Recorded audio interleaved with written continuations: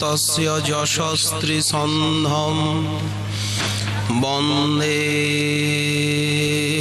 गुरुश्रीचरणारविन्दम् आर्यानुलम्बितभुजौ कनकावदातौ संकीर्तनैकपितरौ कमलायताक्षौ विश्वम्भरौ द्विजवरौ जुगधर्मपालौ वन्दे जगत्प्रियकरौ करुणावतारौ नमस्त्रिकालसत्ताय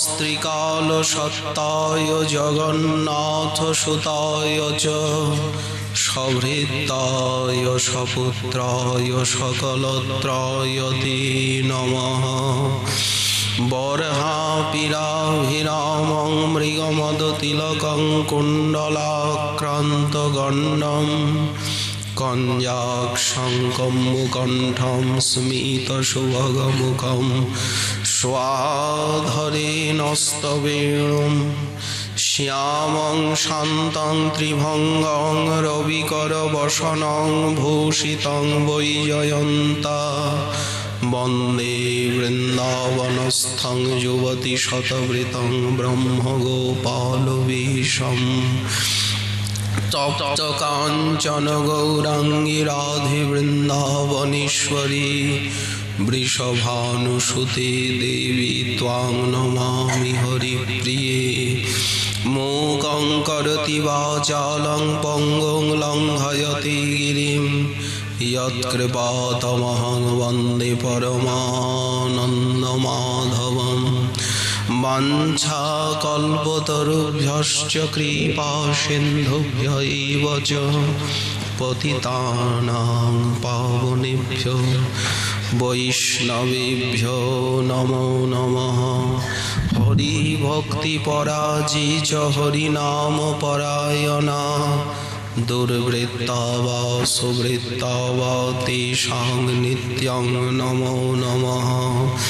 नमो धर्माय महते नमः कृष्णाय वेधसे ब्राह्मणेभ्यः नमस्कृत्य धर्मान् वक्ष्ये सनातनान् नारायणं नमस्कृत्य नरं चैव नरोत्तमं देवीं सरस्वतीं व्यासं ततो जयमुदीरयेत्। जय रूप सनातन भट्ट रघुनाथ श्रीजीव गोपाल भट्ट दास रघुनाथ। এই ছয় গোসাইয়ের করি চরণ বন্দন যাহা হইতে বিঘ্ন নাশয় অভীষ্ট পূরণ।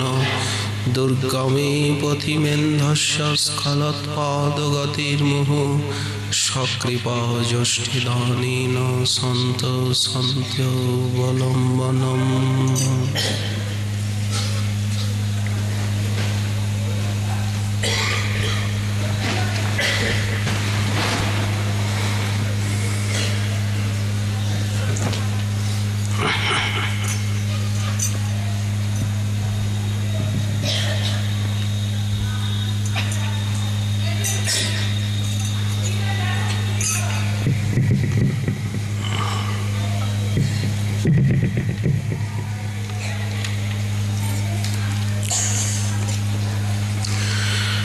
রাগের ভজন পথ কহিয়েবে অভিমত লোক বেদ সারি বাণী সখীর অনুগা হইয়া ব্রজে সিদ্ধ দেহ পাইয়া সেইভাবে জুড়াবে পরাণী। কলিযুগ পাবনাবতার প্রেম পুরুষোত্তম স্বয়ং ভগবান পরতত্ত্ব সীমা শ্রী শ্রী নদিয়া বিহারী গৌর হরির পরম অন্তরঙ্গ প্রিয় পার্ষদবর্য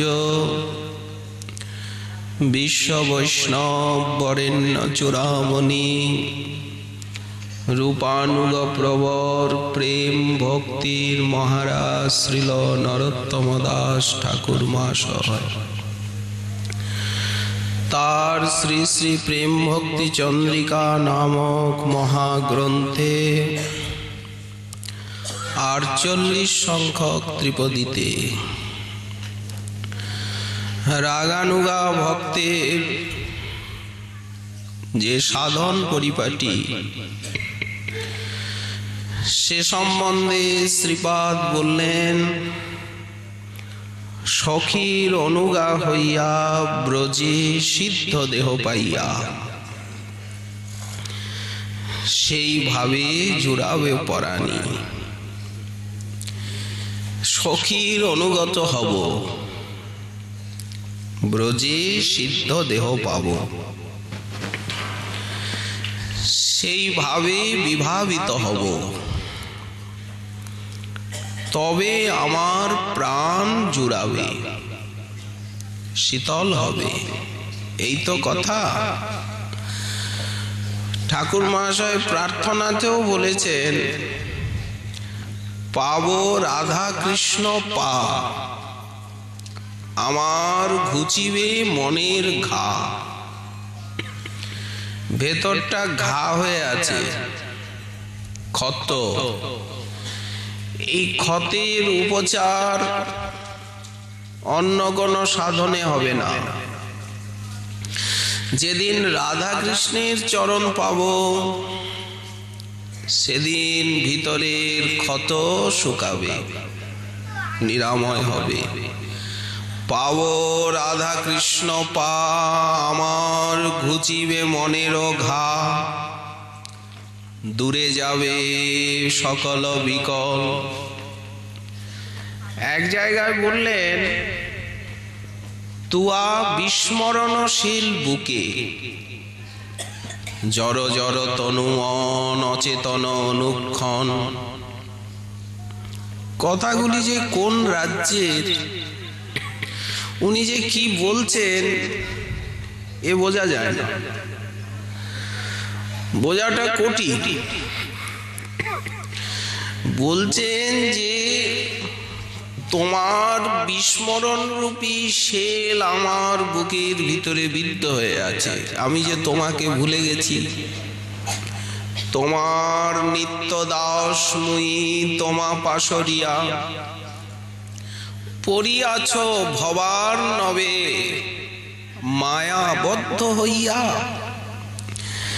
এখন এই বিস্মরণটাকে দূর করতে হবে তো স্মরণ দিয়ে। অন্ধকারকে যেমন দূর করতে হয় আলো দিয়ে, তেমনি কৃষ্ণ বিস্মৃতিকে দূর করতে হবে স্মৃতি দিয়ে। স্মৃতে সকল কল্যাণ ভাজনং যত্র জায়তে। যেই শ্রীকৃষ্ণ স্মরণ আসবে সঙ্গে সঙ্গে মানব সকল কল্যাণকে প্রাপ্ত হবে। শ্রীমদ্ ভাগবতের 12 স্কন্ধের শেষ সমাচার হচ্ছে অবিস্মৃতি। কৃষ্ণ বিস্মৃতির থেকে সংসার, ভাগবত আমাদেরকে কৃষ্ণ স্মৃতি আনবেন, শেষে গিয়ে লাভ হবে অবিস্মৃতি। এই অবিস্মৃতির ফল কি? অবিস্মৃতি কৃষ্ণ পদার বৃন্দয় শিনোতি অভদ্রাণি। সমস্ত অভদ্রকে ক্ষয় করে দেবে, অমঙ্গল দূরে যাবে কৃষ্ণ স্মরণে। সং তনতি, সং মঙ্গলং তনতি। সেই অবিস্মৃতি মঙ্গলকে বিস্তার করবে। সত্যস্য শুদ্ধিম, কৃষ্ণ স্মৃতি চিত্তকে শুদ্ধ করবে। পরমাত্ম ভক্তিম, ভক্তির উদয় হবে। শ্রবণাদি শুদ্ধ চিত্তে করই উদয়, সত্যঞ্চ শুদ্ধি পরমাত্ম ভক্তি। সেই ভক্তির পেছনে পেছনে আসবে জ্ঞান এবং বিজ্ঞান। জ্ঞানঞ্চ বিজ্ঞান, জ্ঞানঞ্চ বিজ্ঞান পরম নিযুক্তম। এই হচ্ছে কৃষ্ণ স্মরণের প্রভাব। কিভাবে কৃষ্ণকে চিন্তা করবেন গৌড়ীয় বৈষ্ণব, তার রীতিনীতি পদ্ধতি বা কি বলেন, সেটাই তো রাগানুগা ভক্তিতে বলা হচ্ছে। কবে হেন দশা হব সখী সঙ্গ পাব, এই যে উনি বললেন না, সখীর অনুগা হইয়া সখীর অনুগত হব। এখানে সখী বলতে মঞ্জরি, মঞ্জরিও তো সখী,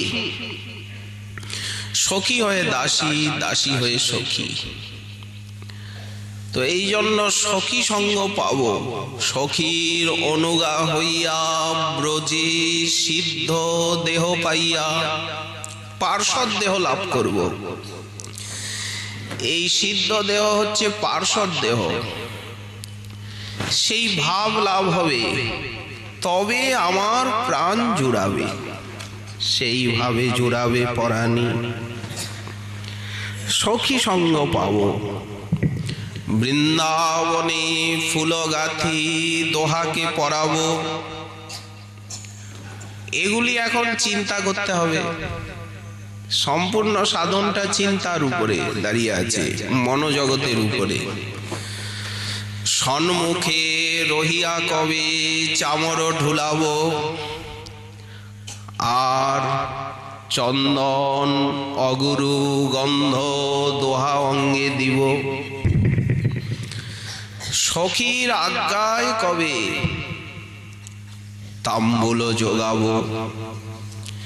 সিন্দুর তিলক কবে দোহাকে পরাবো, এই চিন্তা। বিলাস কৌতুক কেলি দেখিব নয়নে, চন্দ্রমুখ নিরখিব বসাইয়া সিংহাসনে, এই কামনা। সদা সে মাধুরী দেখি মনের লালসে, উনি বলছেন আমি সব সময় সেই মাধুরীকেই দর্শন করছি। ওনার হৃদয় আলোকিত হয়ে গেছে। স্বাভাবিক ওনার যে স্থিতি, সেই স্থিতিটাই কলমে প্রকাশ পাচ্ছে। উনি যে জিনিসটা আস্বাদন করছেন, যে স্থিতিতে দাঁড়িয়ে আছেন, সেইটি উনি কলমে জগৎকে বিতরণ করছেন। ওই জন্য বলছেন সদা সে মাধুরী দেখি মনের উল্লাসে, হেন দিন হবে দয়া নরোত্তম দাসে। কতদিনে হবে দয়া, এই দৈন্য। এক্ষুনি বললেন আমি দেখছি সেই যুগল মাধুরী, সঙ্গে সঙ্গে দৈন্যে সাধকা বেশে প্রার্থনা করছেন কতদিনে হবে দয়া নরোত্তম দাসে, মানে সাক্ষাৎ সেবা পেতে চাইছেন। পদকর্তা গোবিন্দ দাস লিখছেন, গোবিন্দ দাস হৃদয় মণি মন্দিরে অবিচল মূরতি ত্রিভঙ্গ। গোবিন্দ দাসের হৃদয় রূপী মণি মন্দিরে অবিচল হয়ে দাঁড়িয়ে আছে সেই ত্রিভঙ্গ মূরতি, সত্যি দাঁড়িয়ে আছে। সেই স্থিতি লাভ করেই উনি লিখছেন শ্রী রাধা রমণ রমণী মনমোহন, বৃন্দাবন বন দেবা অভিনব রাস রসিক বর নাগর নাগরী গণকৃত সেবা। কি মধুর বর্ণনা এই সমস্ত পদ পদাবলী। যত শ্রবণ কীর্তন অনুশীলন করা যায়, তত আশা আকাঙ্ক্ষা পিপাসা বাড়ে। দিন রাত এর ভিতরেই চিত্ত মনকে সতত রাখবার ইচ্ছা জাগে। এইগুলি রাগানুগা ভক্তির সম্পত্তি। এই সমস্ত মহাজন বাণীর আশ্রয় ব্যতীত কেউই রাগানুগা ভজনে অধিকার প্রাপ্ত হতে পারে না। আচ্ছা, এই সমস্ত পদ পদাবলী লীলা মাধুরীর বর্ণন শুনে এই ভাব প্রাপ্তির নিমিত্ত যিনি লুব্ধ হন, তিনি যে রাগানুগা ভক্তিতে অধিকারী, এ কথা আমরা আলোচনা করে এসেছি। ভক্তি রসামৃত সিন্ধুতে শ্রীমৎ রূপ গোস্বামী চরণ বললেন, তেষাং ভাবাপ্তয়ে লুব্ধ ভবেদ অত্র অধিকারবান। যারা তাদের ভাব প্রাপ্তিতে লুব্ধ, যে ভাবের বর্ণনা করা হচ্ছে, এই ভাব প্রাপ্তিতে যিনি লুব্ধ তিনি হচ্ছেন অধিকারবান। এই অধিকারীর লক্ষণ। এখন যখন ওনার চিত্তে লোভ জাগলো, তখন উনি গুরুচরণ আশ্রয় করলেন। গুরুচরণ আশ্রিত হয়ে উপযুক্ত সাধন করছেন। তখন গুরুদেব কৃপা করে তাকে সিদ্ধ দেহ প্রদান করলেন। এই যে সিদ্ধ দেহের কথা বলা হচ্ছে, সিদ্ধ দেহ বলতে কি, অন্তশ্চিন্তিত তৎ সেবোপযোগী দেহ। অন্তরে চিন্তা করা হবে রাধা মাধবের সেবার উপযুক্ত যে দেহ, তাকে বলে সিদ্ধ দেহ। সখীর অনুগা হইয়া ব্রজে সিদ্ধ দেহ পাইয়া। আচ্ছা, এই দেহে কি রাধা মাধবের সেবা হবে না? বললেন না, এই দেহে যে সেবা হবে সেটি সাধক ভাবে, সাধক আবেশে শ্রী বিগ্রহ সেবা আদি হবে, গুরু বৈষ্ণবের সেবা হবে। যখন কেউ দীক্ষা নিচ্ছেন, গুরুচরণে আত্মনিবেদন করছেন, তখন কিন্তু এই দেহ আর প্রাকৃত দেহ থাকছে না। এই দেহের ভিতরে চিন্ময়ী শক্তির আবির্ভাব হচ্ছে, ফলত দেহ মন প্রাণ চিন্ময় হয়ে যাচ্ছে। মহাপ্রভুই বললেন, দীক্ষা কালে করে ভক্ত আত্মসমর্পণ, সেই কালে কৃষ্ণ তারে করেন আত্মসম, সেই দেহ করেন তার চিদানন্দময়। যেমন সিদ্ধরসের দ্বারা তামাটা সোনা হয়ে যাচ্ছে, একটা রাসায়নিক প্রক্রিয়ায় তামাকে সোনা করা যায়, তেমনি এই দীক্ষা বিধানে প্রাকৃত দেহ অপ্রাকৃত চিন্ময়ত্ব প্রাপ্ত হচ্ছে। দীক্ষাকালে করে ভক্ত আত্মসমর্পণ, সেই কালে কৃষ্ণ তারে করেন আত্মসম, সেই দেহ করেন তার চিদানন্দময়। চিদানন্দময় দেহে ভক্ত কৃষ্ণের চরণ ভজয়। কিন্তু চিদানন্দময় হলেও এই দেহেতে সেই সাক্ষাৎ সেবা হবে না। সাধক দেহে শ্রী বিগ্রহ সেবা হবে, গুরু বৈষ্ণবের সেবা হবে সাধকাভিমানে, কিন্তু রাধা মাধবের সাক্ষাৎ সেবা হবে না। এই দেহকে এইখানে রেখেই চলে যেতে হবে, সর্পকুঞ্চলিকা নেই, সাপ যেমন খোলস ত্যাগ করে। এই জন্য অন্তশ্চিন্তিত সাক্ষাৎ সেবোপযোগী যে দেহ, সেই দেহকেই সিদ্ধ দেহ বলা হয়। আচ্ছা, এই সিদ্ধ দেহের প্রয়োজনীয়তা কিসে? কি জন্য এই সিদ্ধ দেহ প্রয়োজন?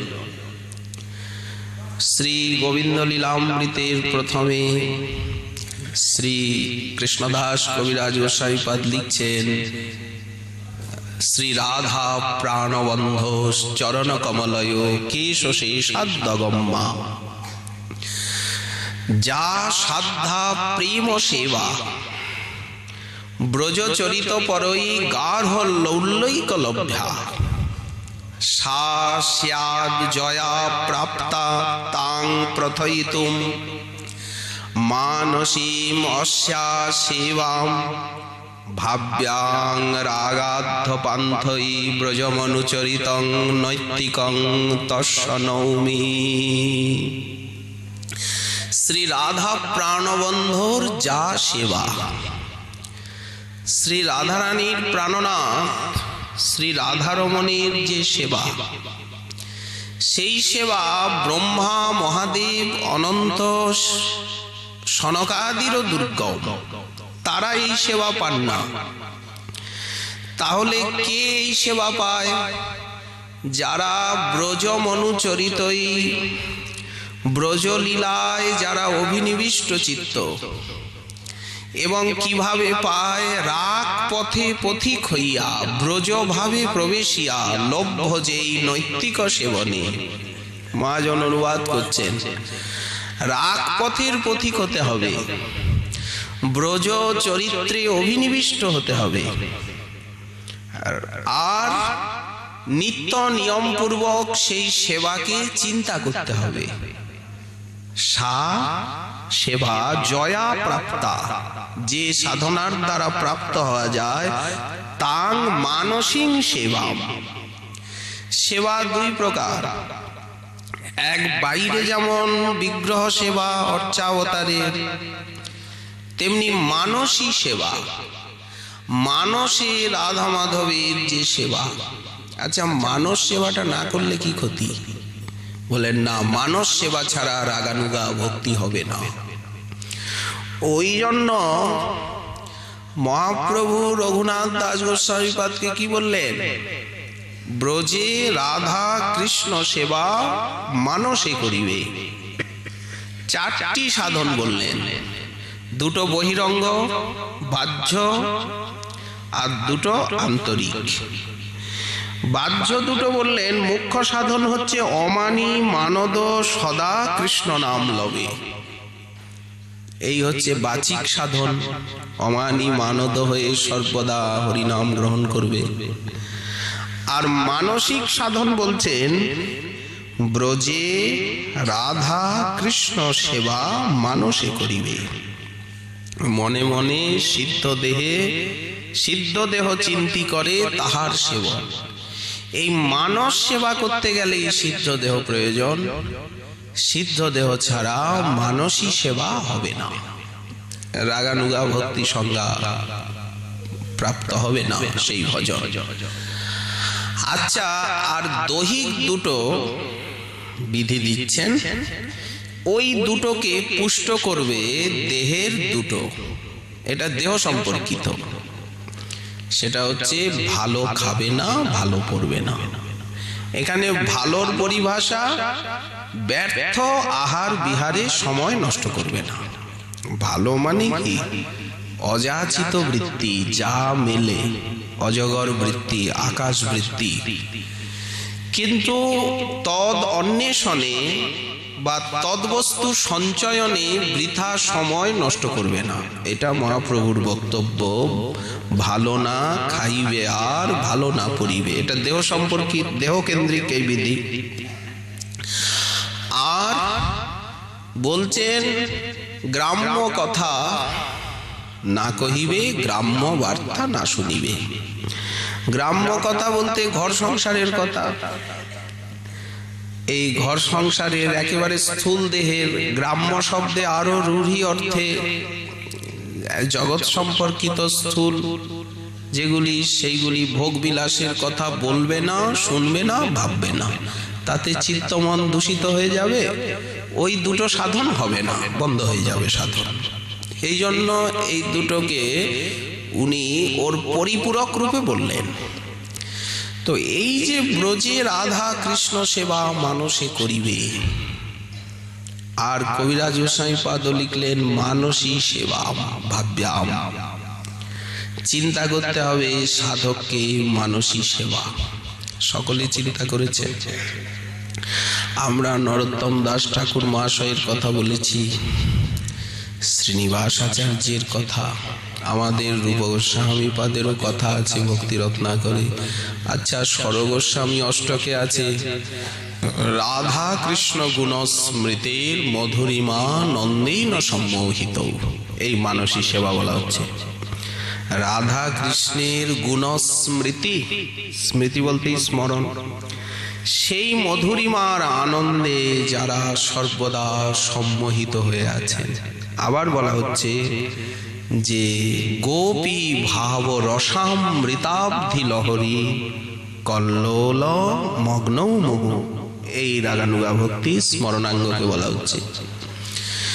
গোপী ভাব হচ্ছে রসামৃত সিন্ধু, এই মঞ্জরি ভাব হচ্ছে রসামৃত সিন্ধু।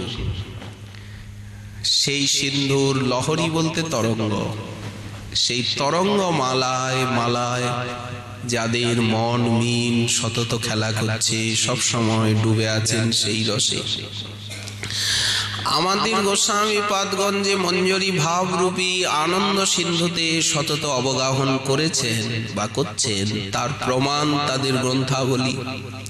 রূপ গোস্বামী পাদের গ্রন্থাবলী, রঘুনাথ দাস গোস্বামী পাদের গ্রন্থাবলী তার সাক্ষী। পাদাবজয়স্তব বিনা বরদাস্যমেব নান্যৎ কদাপি সময়ে দেবী কি লজাচে দাস্যায়তে সখ্যায়তে মম নমস্তু নমস্তু নিত্যম দাস্যায়তে মম রসস্তু রসস্তু সত্যম। রঘুনাথ দাস গোস্বামী পাদ লিখছেন শতনাম স্তোত্রের প্রারম্ভে, অবীক্ষ আত্মেশ্বরী কাচিদ বৃন্দারণ্য মহেশ্বরীম তৎপাদাম ভোজ মাত্রৈক দাসী অতি কাতরা। বৃন্দারণ্য মহেশ্বরী, বৃন্দাবন মহেশ্বরী নিজ আত্মেশ্বরীর অদর্শনে কোন দীনা দাসী অতিশয় কাতরা হয়ে সরস্তীরে পতিতা সতী। দেখুন এখানে স্ত্রীলিঙ্গ প্রয়োগ করছেন। কাপি দাসী অতি কাতরা সতী আত্মেশ্বরী অবীক্ষ তৎ সরস্তীরে পতিতা আর্তরবাকুল সন্রুদতি।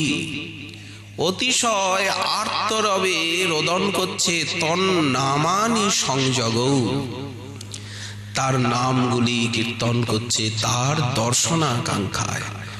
যদি প্রাণেশ্বরী আত্মেশ্বরী বৃন্দাবন মহেশ্বরীর দয়া হয়, তিনি যদি দর্শন দেন, পতিতা তৎসরস্তীরে রুদত্তার্তরবাকুলম তৎশ্রী বক্রে ক্ষণাবাপ্তৈ নামান্নেতানি সংযোগ। প্রাণেশ্বরীর মুখখানা দেখতে চান, শ্রী বক্র, বক্র বলতে মুখ, বক্ত্র ঈক্ষণা ঈক্ষণ অবাপ্তই, এই কামনা। এই রকম সর্বত্র, যেমন রূপ গোস্বামী পাদ বলছেন, বারে বারে বলি তুয়া পদ ধরি ওগো বৃন্দাবন বিহারিণী, যদি কৃপা করো দাসীর উপর রাখো মোর এই বাণী। পরিবারগণ আছে যতজন তোমার প্রেমের দাসী, তাসবা মাঝারে দাসী পদ মোরে দেহ তবে ভালোবাসি। এই পার্শ্বদ দেহ, এই সিদ্ধ দেহ, তারা নিত্য সিদ্ধ পার্শ্বদ হয়েও সাধনার ভূমিতে নেমে এসে সাধকা বেশে সাধন লীলা সাধন করে আমাদিগকে সেই সাধন পথের সন্ধান দিচ্ছে। তো তারাই তাদের লেখনীতে এবং তাদের আচরণেই প্রকাশিত হয়েছে এই সিদ্ধ দেহের ইতিবৃত্ত। সিদ্ধ দেহ বলতে গোপী দেহ, পার্শ্বদ দেহ, অন্তশ্চিন্তিত ভাব কলেবর ব্যতীত যুগলের সেবা মিলবে না। যে সেবাটা আপনি চান সেটা মনে মনে চিন্তা করতে হবে, একেই বলা হয় মানসী সেবা। ভাব্যাম, এই সেবাকে চিন্তা করতে হবে রাগাধ্য পান্থই, রাগ পথে পথিক হয়ে। যেমন দৃষ্টান্ত দেওয়া যেতে পারে, দেবর্ষিপাদ নারদের যখন যুগল দর্শনের লালসা হলো, রাধারানী যখন জন্মগ্রহণ করেছেন রাবেলে, শ্রীকৃষ্ণ গোকুলে, শ্রীকৃষ্ণের দর্শন পেলেন উনি নন্দভবনে। কিন্তু কৃষ্ণপ্রিয়া রাধারানী যে কোথায় আবির্ভূতা হয়ে আছেন নিগম নিগুড়া রাধা, উনি বুঝতে পারছেন না যে রাধারানী কোথায় আবির্ভূতা হয়ে আছে, অন্বেষণ করেও পাচ্ছেন না, ঘুরছেন। ঘুরতে ঘুরতে যখন বৃষভানু মহারাজের আলয়ে এলেন, জিজ্ঞাসা করলেন আপনার সন্তান সন্ততি কিছু আছে কিনা। তো উনি তো শ্রীদামকে দেখালেন। শ্রীদামকে দেখে মুনি বিমুগ্ধ হলেন, তারপরে চলে যাচ্ছেন, না আর কোনো সন্তানাদি নেই। যখন কিছু দূর চলে গেছেন তখনই তো বৃষভানু মহারাজ ডাকলেন, বললেন মুনিবর কিছু মনে করবেন না, আসলে বলতে সংকোচ হচ্ছিল, একটি কন্যা আছে, কিন্তু আপনাকে এই জন্য দেখাতে চাই না, সেই কন্যার রূপলাবণ্যে ঘর আলো হয়ে আছে, কিন্তু অন্ধা, জ্বর, কথাবার্তা বলে না। দেখুন তো আপনি একটু চেষ্টা করে ঠিক করতে পারেন কিনা, প্রকৃতিস্থ করতে। যখন দেবর্ষিপাদ নারদকে দেখালেন তখন উনি দেখেই চকিত বিস্মিত, ইনি কৃষ্ণপ্রিয়া, কিন্তু চোখ বন্ধ করে আছেন, কথা বলেন না, তাকান না। তো দেবর্ষিপাদ বললেন আপনারা বাইরে যান, আমি একটু চেষ্টা করি, দেখি। হ্যাঁ, ঋষিমুনি এনারা অনেক কিছু জানেন। উনি দরজা বন্ধ করে রাধারানী স্তুতি করতে লাগলেন। স্তুতি করতে করতে করতে প্রসন্না হয়ে বৃষভানু নন্দিনী 14 বর্ষীয়া সেই নিত্য কিশোরী রূপে দর্শন দিলেন। সসখী যুগলে, যুগল নয়, রাধারানীর দর্শন পেলেন। দর্শন করে মূর্ছিত হয়ে গেলেন মুনিবর।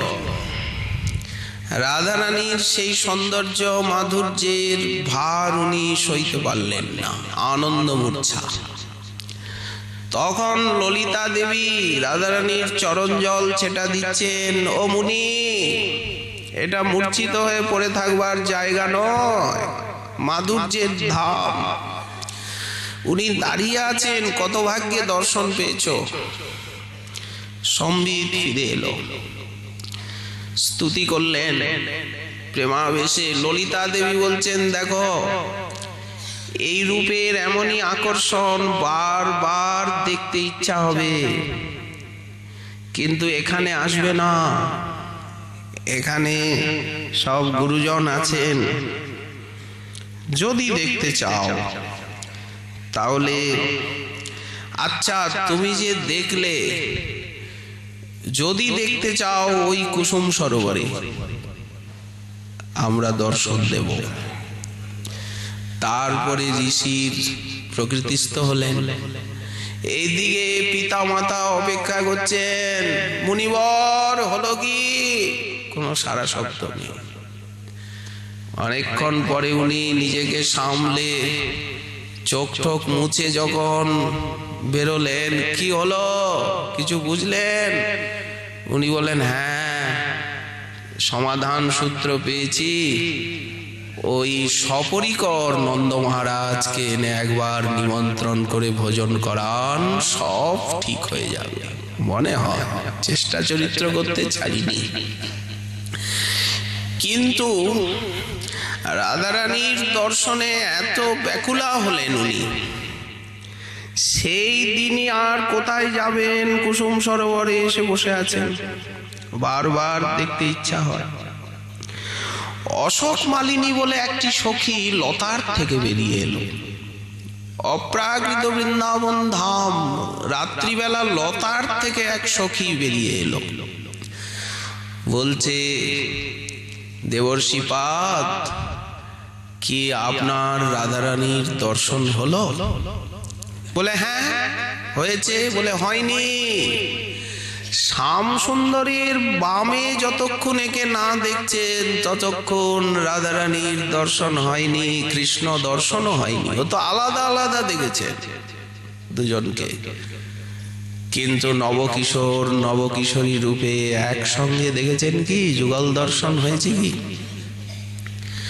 হয়নি দর্শন। এই দেবর্ষি নারদের মাথা ঘুরতে লাগলো, তাহলে যুগল দর্শন কি করে হয়? সখী তো অন্তর্হিত হয়ে গেল, এরা বিদ্যুতের মতো। উনি ব্রহ্মার কাছে চলে গেলেন, পিত কি করলে যুগল দর্শন হয়? আপনি আমায় সাধন বলুন। ব্রহ্মা বললেন, বৎস, আমি এই সৃষ্টি আদি কার্য নিয়ে বিব্রত থাকি, আমি যুগল দর্শন বিষয়ে কিছু বলতে পারবো না। বা তবে হ্যাঁ, শ্রীমন মহাদেব আছেন, উনি সবসময় ভজন সাধন ধ্যান জপ নিয়ে থাকেন, যাও তুমি ওনার কাছে। আমিও যাচ্ছি, চলো। শ্রীমন মহাদেবের কাছে উপস্থিত হলে মহাদেব বললেন, বাপ রে বাপ, আমার মাথায় কিরা দেওয়া আছে, আমি ওসব কথা বলতে পারবো না। সাধারণ গোপাল সহস্র নাম, অবশ্য নামের পেছনে লীলা আছে। সেইখানেই উনি দেবীকে বলছেন, গোপনীয়ং গোপনীয়ং গোপনীয়ং প্রযত্নত, তিনবার বলছেন, গোপন করবে গোপন করবে গোপন করবে। দত্তে চ সিদ্ধিহানি স্যাৎ তস্মাৎ যত্নেন গোপয়েৎ স্বজনীরিব পার্বতী। কত বড় মারাত্মক কথা বললেন, দত্তে চ সিদ্ধিহানি স্যাৎ।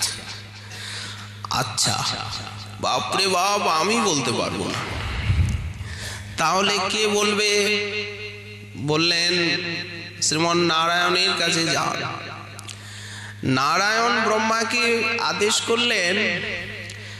তবে শ্রীমন মহাদেব একটা কথা বললেন, ওর চোখ মুখ দেখে বোঝা যাচ্ছে নারদের যে ও যুগল দর্শনের উপযুক্ত, ওর যুগলের কৃপা লাভ হবে। ওই যে আলাদা আলাদা দর্শন করেছেন, সেই আনন্দের একটা ছাপ আছে। তো শ্রীমন নারায়ণ আদেশ করলেন যে ব্রহ্মাকে, তুমি একে নিয়ে গিয়ে কুসুম সরোবরের অনতি দূরে অমৃতসর বলে একটা সরোবর আছে, সেইখানে ওকে স্নান ডুব দিয়ে ও ডুব দেবে উনি, আর সঙ্গে সঙ্গে তুমি চলে আসবে, তাকাবে না। ব্রহ্মা তাই করলেন। দেবর্ষিপাদ নারদকে নিয়ে এসে আর সেই অমৃতসরে যে ডুব দেওয়ালেন, দিয়েই উনি চলে গেলেন। নারদ উঠছেন, এই দেখুন সিদ্ধ দেহ, ব্রজে সিদ্ধ দেহ পাইয়া সেইভাবে জুড়াবো পরাণী। ওই নারদ দেহে যুগল দর্শন হবে না, যুগল সেবাও হবে না। উনি তো পার্ষদ, বলে পার্ষদ হলে হবে কি? তাহলে আর উদ্ধব তৃণগুল্ম হয়ে জন্মাতে চাচ্ছেন কেন? তৃণগুল্ম হয়ে সাধনা করব, গোপী পদরেণুর বন্দনা করব, এত লালসা কেন? হবে না, উদ্ধব দেহে হবে না এই সেবালা। যেখানে রাধা মাধবের সেই নিভৃত ক্রীড়াভূমি, সেখানে তাম্বুলার্পণ পাদমর্দন পয়দান অভিসারাদিভি বৃন্দারণ্য মহেশ্বরী প্রিয়তয়া যাস্তোষয়ন্তি প্রিয়াঃ প্রাণপৃষ্ঠ সখীকুলাদপি কিলা সংকোচিতা ভূমিকা কেলি ভূমিষু যারূপমঞ্জরি মুখা তা দাসিকা সংশ্রয়ে। সেখানে কারো যাওয়ার অধিকার নেই, ললিতাদিরও না, সেই নিভৃত নবনিকুঞ্জে, সেই কুসুমপুঞ্জে। তো নারদ উঠেছেন স্নান করে, দেখছেন সেই চুল দাড়ি বিনা কিছুই নাই, এক অপূর্ব গোপকিশোরী বেশ, চারিদিকে অপূর্ব বৃন্দাবনের সুষমা। এগিয়ে যাচ্ছেন, এগিয়ে যাচ্ছেন, অদ্ভুত সুষমা মণ্ডিত বনরাজি। ওদিকের থেকে দেখছেন একজন সখী আসছে সেই বনপথে। দেখেছি দেখেছি যেন মনে হচ্ছে, একে চিনি চিনি লাগছে। সেই সখী আগিয়ে এসে বললেন, আমাকে চিনতে পারছো না? আমার নাম অশোক মালিনী। আমি না তোমাকে বলেছিলাম যে যুগল দর্শন তোমার এখনো হয়নি? ও, তখন মনে পড়ছে। কিছু দূর এগিয়ে একটা কুঞ্জে নিয়ে গেলেন। সেই কুঞ্জে ললিতা দেবী আছেন। ললিতা দেবীর এই নবীনা সখীকে যুগল মন্ত্রে দীক্ষিতা করলেন। ললিতা দেবী যুগল মন্ত্র দিলেন। তারপরে ললিতা দেবী নিয়ে গিয়ে যুগল দর্শন করালেন। সেই গৌর শ্যাম রুচজ্জলাভিরমলয়ী গৌর শ্যামদ্যুতি অমলয়ী রক্ষ্ণ বিলাসোৎসবৈ নৃত্যন্তিভীর অশেষ মাদন কলা বৈদগ্ধ দিগ্ধাত্মভি অন্যান্য প্রিয়তা সুধা পরিমল স্তমন মদাভি সদা শ্রী রাধা মাধব মাধুরী বিরভিতশ্চিত্তং মমাক্রম্যতাম। রাধা মাধব মাধুরী ওই দর্শন করলেন। কিছুক্ষণ পরে দর্শন তো হলো সাময়িক। নারদ যে এত কষ্ট করে এত পরিশ্রম করে যে দর্শন পেলেন, এটা কিন্তু স্থায়ী দর্শন না, সাময়িক। কিছুক্ষণ পরে সব অদৃশ্য হয়ে গেল। ওই যে নারদ সে নারদ। এইটুক ওনাকে কেন আস্বাদন করানো হলো? উনি তো ভক্তিরসের আচার্য, ভক্তিরসের প্রচারক। ওই এক বিন্দু ওনাকে আস্বাদন দেওয়া হলো যাতে উনি প্রচার করেন নারদ পঞ্চরাত্র আদিতে সেই যুগল মহিমার কথা তিনি বিশ্বকে জানান। এর দ্বারা জানা যায় যে কত দুর্লভ, কিন্তু দুর্লভ হলেও আজ সুলভ। মহাপ্রভু অবতীর্ণ হয়েছেন, তার পার্ষদগণ অবতীর্ণ হয়ে এই ভাব ভক্তির আচার এবং প্রচার করলেন। তাদের সেই শাখা পরম্পরার ভিতরে গুরু পরম্পরায় সেই শক্তি, সেই সাধনা রেখে গেলেন। গৌড়ীয় বৈষ্ণব যখন সেই শাখা পরিবারকে আশ্রয় করবেন, শ্রী গুরুদেবের কাছের থেকে গুরুদেব কৃপা করে যেমন মন্ত্র দিচ্ছেন, তেমনি সিদ্ধ স্বরূপ দান করবেন। আমরা বলেছি যে গৌড়ীয় বৈষ্ণবের সিদ্ধ স্বরূপ প্রাপ্তি ব্যতীত দীক্ষা অসম্পূর্ণ। প্রত্যেকেই দীক্ষা গুরুদেবের কাছের থেকে এই সিদ্ধ স্বরূপ সংগ্রহ করবেন। যেখানে সিদ্ধ স্বরূপ নাই, সেখানে উপযুক্ত দীক্ষা গুরুর চরণাশ্রিত হয়ে সিদ্ধ স্বরূপ প্রাপ্ত হতে চেষ্টা করবেন এবং মন্ত্রময়ী সারসিকী উপাসনা গুরুদেবের কাছের থেকে অবগত হবেন। যদি গুরুদেব প্রকট লীলায় না থাকেন, তাহলে জ্যেষ্ঠ গুরু ভ্রাতা আদি তাদের কাছে প্রাপ্ত হবেন। যদি সেখানেও না থাকে, পুনরায় দীক্ষিত হয়ে উপযুক্ত গুরুপাদ পদ্মের কাছের থেকে এগুলি পেতে হবে, অথবা শিক্ষা গুরুপাদ পদ্মের কাছের থেকে জিনিসগুলো প্রাপ্ত হবেন। আচ্ছা, এ বিষয়ে ঐতিহ্যবাহী প্রমাণ কি?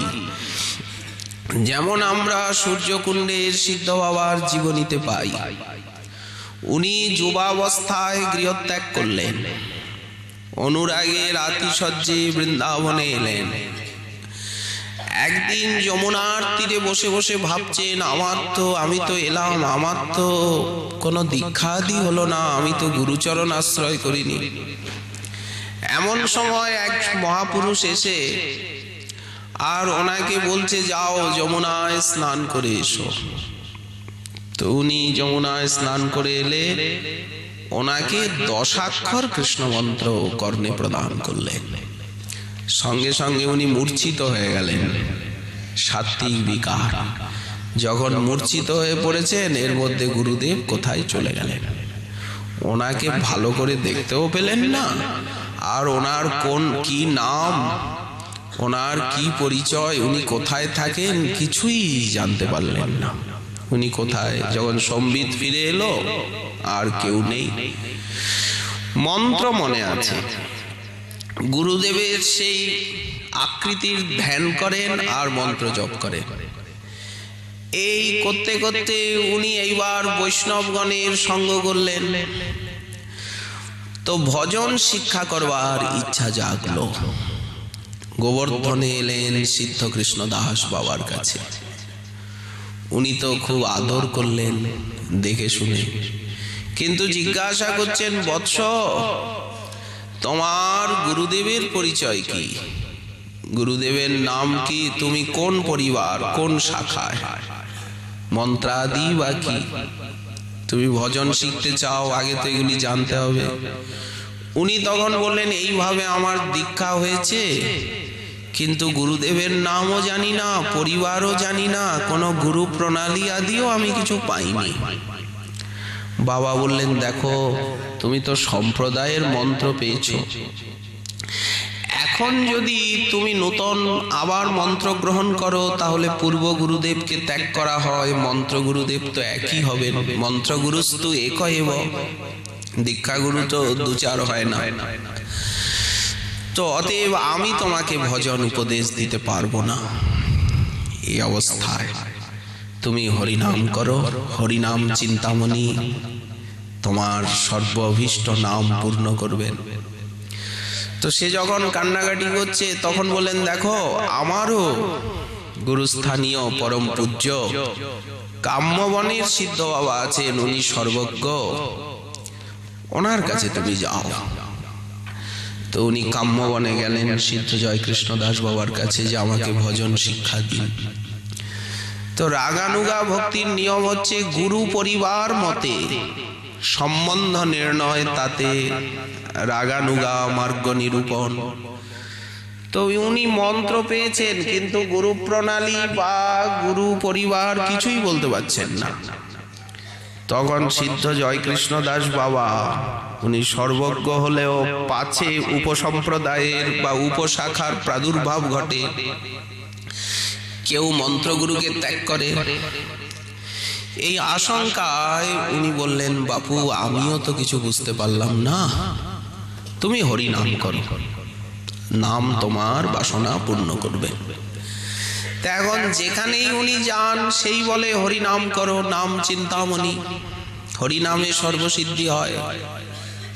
তো ঘুরতে ঘুরতে ঘুরতে ঘুরতে ওনার একটা খেদ হলো, ভজন করবার জন্য এলাম, আমার ভজন হলো না, তাহলে আর এই দেহ রেখে লাভ কি। উনি এই রাধা কুণ্ড তটে এলেন রাত্রিবেলা, মনোবেদনায় বড় গিরিরাজের শিলা বুকে বেঁধে আর রাধা কুণ্ডে ঝাঁপ দিলেন, প্রাণত্যাগ করবেন বলে। যখন অতল তলে তলিয়ে যাচ্ছেন, হঠাৎ গিরিরাজ শিলাটা যেন খসে গেল বুকের থেকে, মনে হচ্ছে কে যেন আমাকে ধরলো, ধরে আর শ্রীকুণ্ডের উপরে নিক্ষেপ করলো, মূর্ছা হয়ে গেল। উনি আর কিছু বুঝতে পারলেন না, কে যেন আমাকে তুলে ফেলে দিল। যখন সম্বিত ফিরে পেলেন তখন দেখছেন হাতে একটা তাল পাতা, পদ্মরাগ মণির মতো, তাতে কি যেন লেখা আছে, উনি কিছু বুঝতে পারলেন না। সেই তাল পাতা খানি নিয়ে উনি গোবর্ধনে সিদ্ধ কৃষ্ণ দাস বাবার কাছে এলেন। বাবা দেখে শুনে সব বুঝলেও বাবা বললেন, দেখো তুমি কাম্যবনে যাও ওনার কাছে। সেকালের দিনে নিয়ম ছিল, যতক্ষণ আমার থেকে কোনো শ্রেষ্ঠ পুরুষ আছেন, জ্যেষ্ঠ পুরুষ আছেন, তখন তার কাছে পাঠিয়ে দিতেন। আমার কাছে তুমি শিখতে এসছো, আরে আমার থেকেও তো বহু শ্রেষ্ঠ পুরুষ আছে, অমুক মহতের কাছে যাও, অমুক মহতের কাছে যাও, অমুক মহতের কাছে যাও। তো ওনাকে কাম্যবনে পাঠিয়ে দিলেন। কাম্যবনের বাবা তাকে দেখে আর এই তাল সব ঘটনা বলে শোনালেন, ওনাকে বুকে জড়িয়ে ধরলেন। সাত্বিক ভাবাবেশে উনি আবিষ্ট হলেন, বললেন, তুমি রাধারানীর কৃপা ভাজন, এই তালপত্রখানি তোমার গুরু প্রণালী, সাক্ষাৎ বৃষভানুনন্দিনী তোমাকে এই গুরু প্রণালী দিয়েছেন।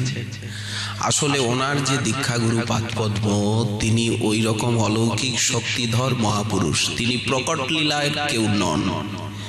ওইভাবে হঠাৎ ওই জগতের থেকে নেমে এসে দীক্ষা দিয়েছেন।